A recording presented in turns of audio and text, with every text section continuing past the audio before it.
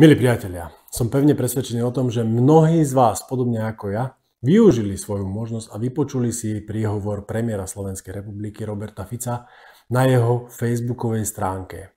Jeho príspevok môžete vidieť aj po mojej ľavej strane na displeji počítača.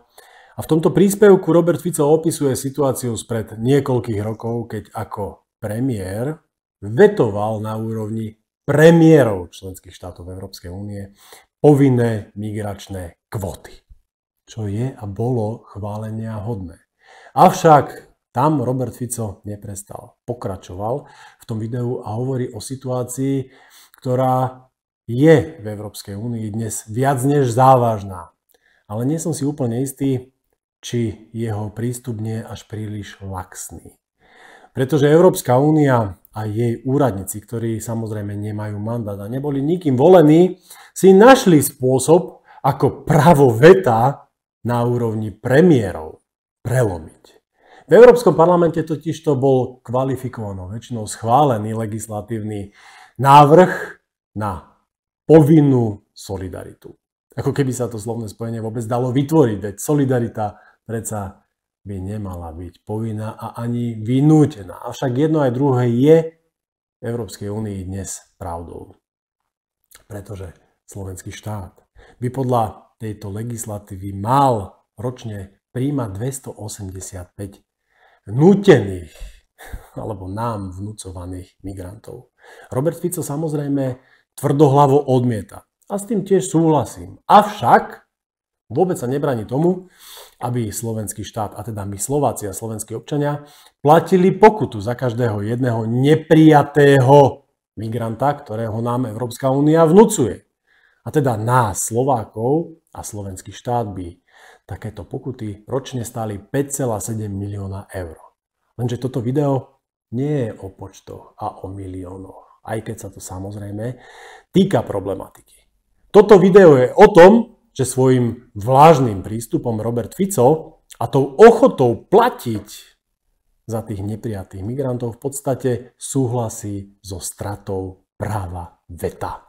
A to je naozaj veľký, ale že veľký problém.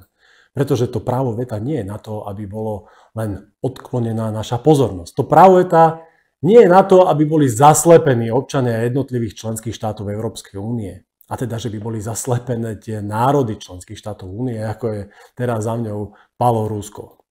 To právo veta má slúžiť ako ochrana pred tým, aby o nás nerozhodovali tí veľkí, ako napríklad Francúzi alebo Nemci, ktorí majú početnejšie zastúpenie v Európskom parlamente, ktorí by nám cez takúto kvalifikovanú väčšinu mohli diktovať to, čo si máme myslieť, čo máme robiť, ako má vyzerať naša budúcnosť, budúcnosť našich detí. Na to je tamto právo veta.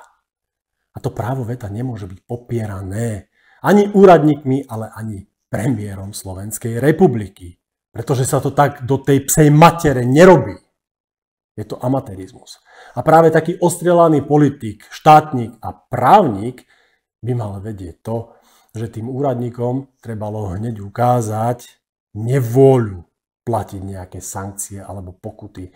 A už vôbec nie ukazovať im ochotu buď príjmať alebo platiť. Pretože prekročili jasne svoje právomoci. A to právo veta na úrovni premiérov nesmie byť nikdy prelomené. Taká je situácia. A preto znovu opakujem. Naša vláda, náš premiér, náš budúci prezident by mali byť takí, ktorí sa pozerajú smerom napríklad na iné hospodárske spoločenstva, ako je napríklad BRICS, alebo iniciatívu Belt and Road. Pretože nie len, že my, Slováci, štátotvorný subjekt, celým svetom uznaný, máme právo rozhodovať nielen o svojej prítomnosti, ale aj budúcnosti, ale dokonca máme právo vychovávať svoje deti nielen v miery, ale aj v blahobite. To je tá správna cesta. A keď sme už tak strašne solidárni v tej Európskej únii alebo v tej Severoatlantickej aliancii alebo Severoatlantickej rodine, tak by nám našim partnerom na západe vôbec nemalo vadiť to, že chceme spolupracovať aj s inými štátmi kvôli našim národno-štátnym záujmom, kvôli našim hospodársko-národno-štátnym záujmom.